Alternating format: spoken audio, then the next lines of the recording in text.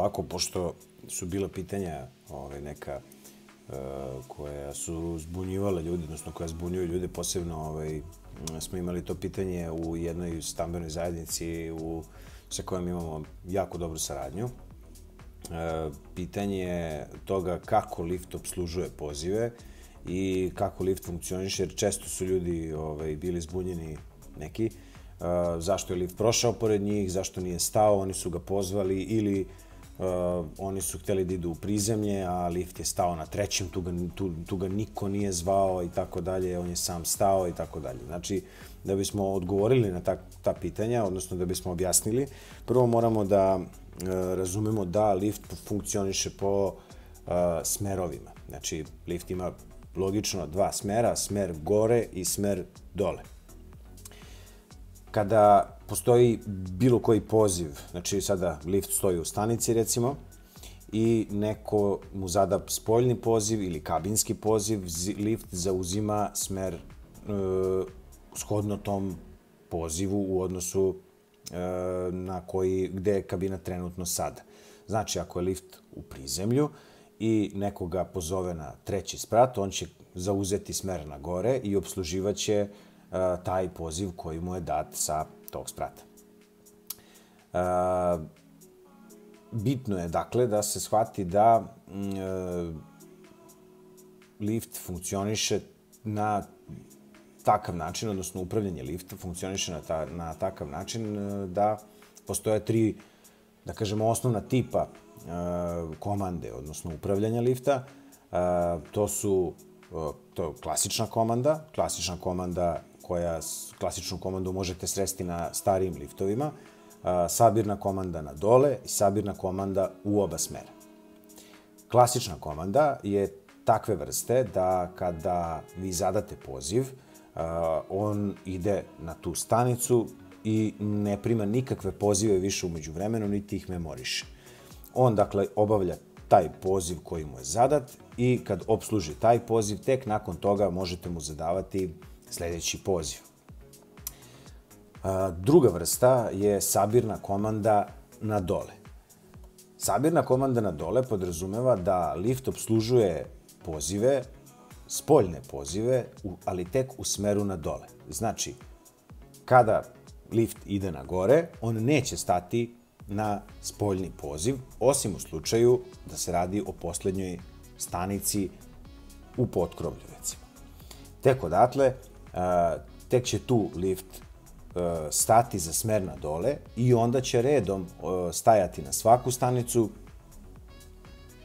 na kojoj postoji spoljni poziv za smer na dole, odnosno to je jedan jedini poziv, jedno jedino dugme, znači to je sabirna komanda na dole.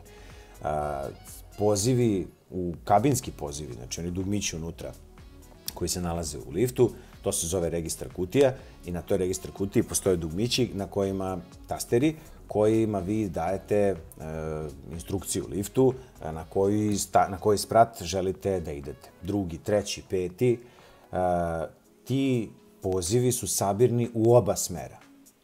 Da bismo razumeli šta znači sabirni u oba smera, reći ćemo šta je sabirna komanda u oba smera. Sabirna komanda u oba smera podrazumeva spoljne pozive koji imaju dva dugmeta, dva tastera. Jedan taster za smer na gore i jedan taster za smer na dole. Osim u krajnjim stanicama gde postoji samo jedan taster. Objasnit ćemo posle zašto samo jedan taster. Dakle, kod sabirne komande u oba smera, to je treća vrsta komande, vi zadajete, to je ono gde jako često ljudi ne koriste ispravno liftove koji imaju sabirnu komandu u oba smera. Taj taster koji ima strelicu na gore, vi na taj način kažete liftu ja želim da idem gore. Strelicom na dole, odnosno dugmetom koji ima strelicu na dole, kada ga pritisnete, vi kažete liftu ja idem dole. Ljudi misle da ti tasteri služe da oni pozovu lift da dođe odozgo, ja sam ga zvao, on je otišao gore, ja sam ga zvao da dođe dole, a ja u stvari idem gore i tako dalje. Ne. Dakle, i ono što često ljudi greše je to što pritisnu oba dugmeta i za smer na gore i za smer na dole i onda dobijete sledeću situaciju, a to je da je recimo neko ušao u prizemlju i on ide na, recimo, 6. sprat, vi se nalazite na 3. spratu i pritisnuli ste oba dugmeta.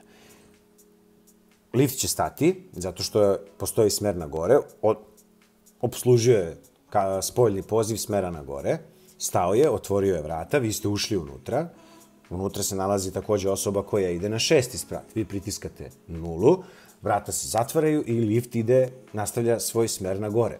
Šta smo rekli? Znači, obslužuje smer koji mu je zadat. Vi ostanete u čudu, to se često dešava, lift dođe na 6. sprat, osoba izađe napolje, pa kako, otkud ja sad ovde, kako sam ja sad na 6. spratu, ja sam te u prizemlje, pa onda shvati pa se vrati, pa nekad i ne shvati, pa mu lift pobegne, pa onda mora da ide peške. Znači, ali onda shvati, vrati se nazad, recimo, uđe unutra i kaže, evo sad, kao dovezao me na 6. Ja ne znam zašto me dovezao na 6. Dovezao na 6. zato što je čovek išao na 6. A stao je zato što ste pritisnuli smer na gore. I šta se onda dešava? Vi pritisnete 0, lift nastavlja da ide na dole, vi mislite otići će na 0, međutim, on ponovo stane na 3. sprat, iako mu vi to niste dali, niste mu dali tu komandu. To vi mislite da niste dali. Zapravo jeste, jer ste pritisnuli oba dugmeta, kada ste ga pozivali. On kada je išao na gore, obslužio je spoljni poziv na gore i sada kada je išao na dole, ponovo je obslužio spoljni poziv na dole. I zato je ponovo stao, iako ste vi pritisnuli 0 u kabini.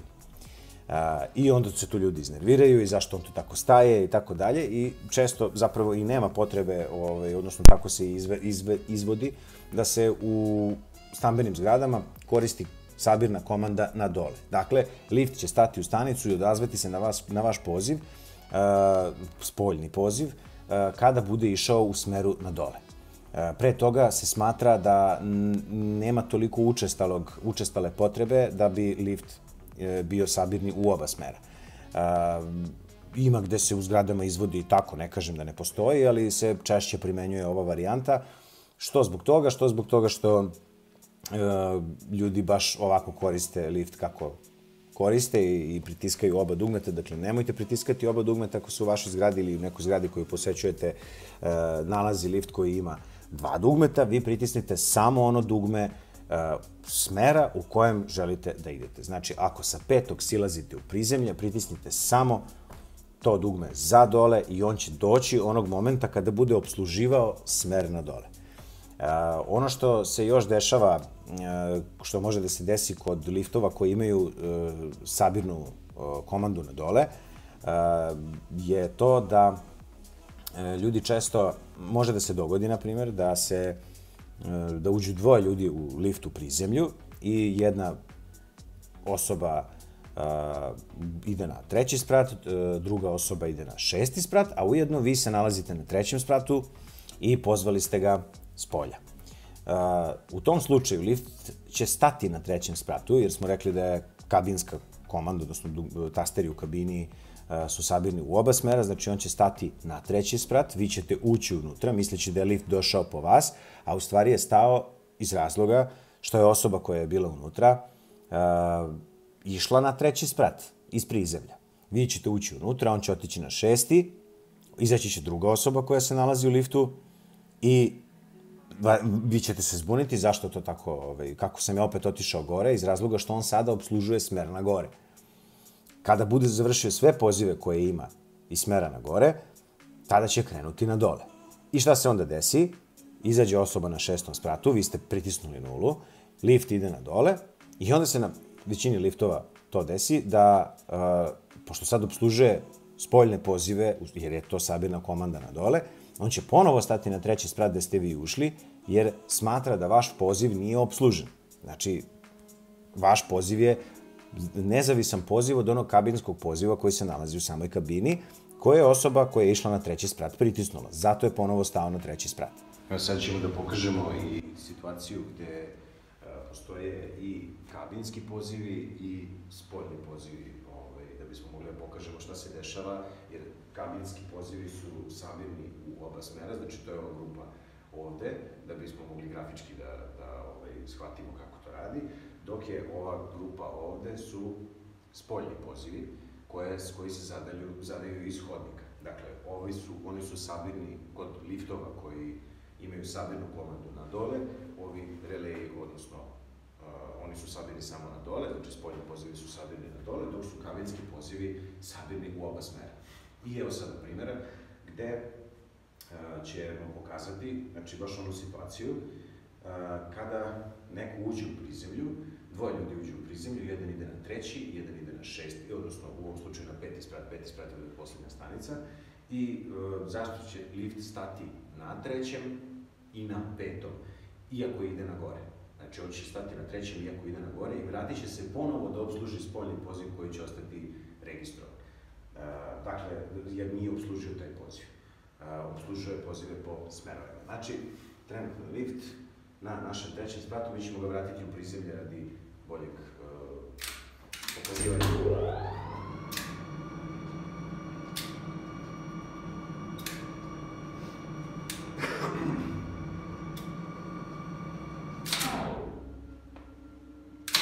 Znači, evo ovako, sada je neko ušao u kabinu, ovim simuliramo da je neko u kabini, zadajemo poziv na kabinski poziv, samo da imamo. Trenutno neko koristi lift, morat ćemo sačekamo.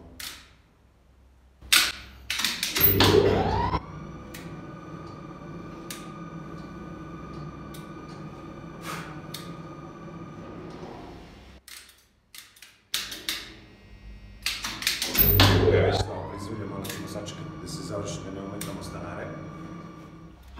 Znači, evo ovako. Evo, neko je ušao u kabinu i zadao je poziv kabinski za treći sprat. Jedan od osoba je zadala poziv za treći sprat, jedna od osoba za peti, ujedno postoji i poziv spoljni poziv sa petog sprata. Šta će on raditi?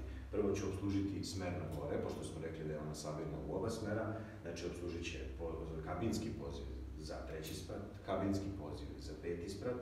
Kad bude izašla osoba na petom spratu, tada će se vratiti da obsluži ovaj poziv. To će se vidjeti po tome, znači kada obsluži poziv, relej se deaktivira, odnosno u žargonu padne. Dakle, to izgleda ovako.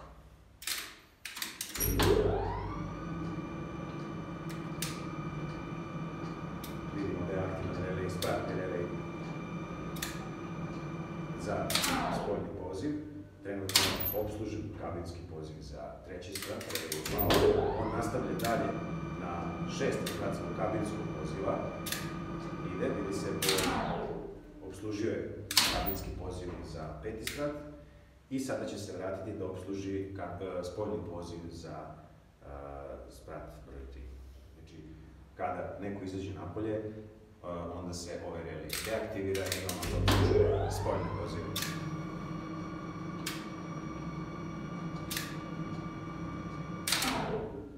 I spoljni poziv je obslužen. Znači, vratio se ponovo na treći sprat zbog spoljnog poziva. Tako naprosto radi liftovska logika i to ima zašto je dobro i zašto tako treba da postoji. Stoga nije lift neispravan, nego radi baš onako kako je programiran i kako treba da radi. Takođe, treba razumeti, na primjer, neke situacije koje baš u konkretnoj stambenoj zajednici postoji stanica koja je stanica 0, postoji međusprat i postoji podrum, odnosno garaža. Šta se dešava? Silaze ljudi od ozgo, idu u garažu, recimo, i osobu u toj međustanici, koja je inače pored glavnog ulaza u zgradu, znači sa glavnog ulaza u zgradu se dolazi do te međustanice, pritisne taster da pozove lift će stati jer oni idu u garažu, a sabirna je komanda na dole.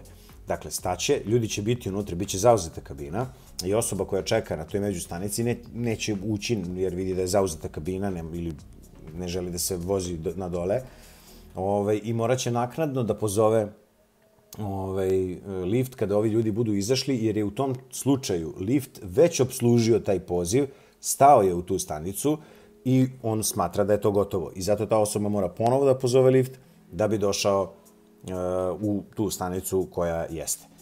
I to pod uslovom da niko iznad nije zvao lift. Zato što može da se dogodi da je neko pozvao iznad njega i lift će opet morati tek u smeru na dole će ponovo obslužiti tu stanicu. Postoji način da se to izbegne, ali je to tako naprosto. Postoji još jedna varijanta gde će lift da vas prođe. Naprimjer, lift je stajao dole i vi ste videli ste, ako ste obratili pažnju na onaj spratni indikator koji se nalazi, videli ste da lift stoji, ne ide nigde, vi ste ga pozvali i lift je krenuo i ide ka vama. I vi znate da je on reagovao na vaš poziv, ne na nečiji drugi. Međutim, baš u tom trenutku, vi ste na 3. spratu, baš u tom trenutku neko sa 6. sprata je isto tako pozvao svoj spoljni poziv i šta se onda dešava? Tu se dešava da to radi po principu steka. Stek ima logiku last in, first out. Šta to znači? Ako gledamo na takav način. Jer vi ste pozvali, recimo, lift na 3. spratu, lift je krenuo na gore, stigao je do 1. i u tom trenutku je neko na 6. spratu pritisnuo dugme i automatski je, ovo je vaš poziv na 3. spratu, i u tom trenutku se na stek dodaje poziv sa 6. sprata. On obrađuje sada ovaj poziv, zato što ide u smeru na gore, sama kabina ide u smeru na gore i pojavio se još jedan poziv za smer na dole, ali od ozgo. I zato će prvo otići gore da bi bio što efikasniji, da uhvati smer na dole i da opsluži sve pozive na dole. Da ne bi došao po vas, pa vas odvezu u prizemlje, pa onda išao na 6. pa se onda opet vratio u prizemlje. Dakle, ide do kraja, do poslednjeg poziva koji postoji spoljnog i tek onda opslužuje sve onda ostale pozive koji su među vremenu jave ili koji su se javili pre toga. Sada je trenutno lift u prizemlju i kada neko sa 3. sprata, recimo, pozove lift iz prizemlja i lift krene ka njemu i umeđu vremenu ga neko pozove sa 5. sprata, lift će nastaviti do 5. sprata kako bi opslužio, kako bi krenuo iz početka od svih poziva na dole. Dakle, evo, šaljemo ga na 3. sprat,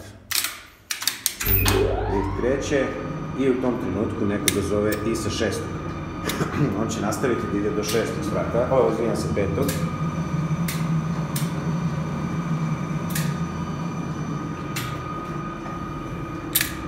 I kada dođe do 5. sprata, taj poziv se briše, on staje u stanicu, ali poziv na 3. ostaje, jer je prošao pored njega i sada kreće da sabira na dole.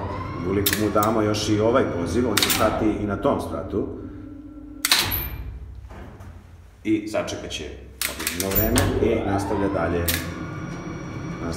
ka 3. spratu i eto ga. Tako onda opslužuje poziv sa 3. sprata. Dakle, tako funkcioniše sabirna komanda na dole.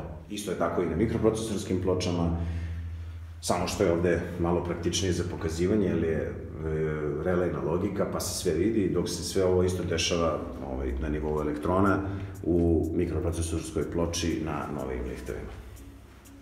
Tako da, dakle, kada vidite da tako nešto lift radi, lift nije neispravan, već postoji način opsluživanja poziva koji smo ispričali. Znači, postoji klasična komanda koja, da kažemo, nema nikakvu memoriju i morate svaki put zadati novi poziv nakon obavljenog poziva. Postoji sabirna komanda na dole. Sabirna komanda na dole podrazumeva da se spoljni pozivi opslužuju kada lift ide u smeru na dole, redom. I treća varijanta je sabirna komanda u oba smera, gde se spoljni pozivi opslužuju u oba smera. Prvo se sabiraju svi pozivi smera na gore i onda se sabiraju svi pozivi smera na dole. Kod sabirne komande na dole, rekao sam da je još jednu stvar, sabirne komande u oba smera, u krajnjim stanicama ne postoje 2 tastera, postoji samo 1 taster. U podrumu, odnosno u krajnjoj stanici dole, postoji samo dugme za smer na gore, dok u potkrovlju postoji samo jedno dugme za smer, a to je za smer na dole. Zašto? Zato što iz potkrovlja ne možete više, a iz podruma ne možete niže. Dakle, iz podruma možete samo ići gore, zato postoji dugme smera na gore. Tako da, eto, nadam se da sam bar malo pomogao da razumete ovu logiku funkcionisanja lifta i da će mnogima pomoći u razumevanju zašto lift tako funkcioniše i da će shvatiti da pogotovo kod onih koji imaju liftove koji su sabirni u oba, imaju sabirnu komandu u oba smera, da ih ne koriste nepravilno, već da pritisnu dugme željenog smera i da sačekaju svoj red na vožnju i da imaju razumevanja da to tako funkcioniše i da nije neispravno, već je liftovska logika tako programirana. Eto, nadam se da sam nešto malo pojasnio i pomogao.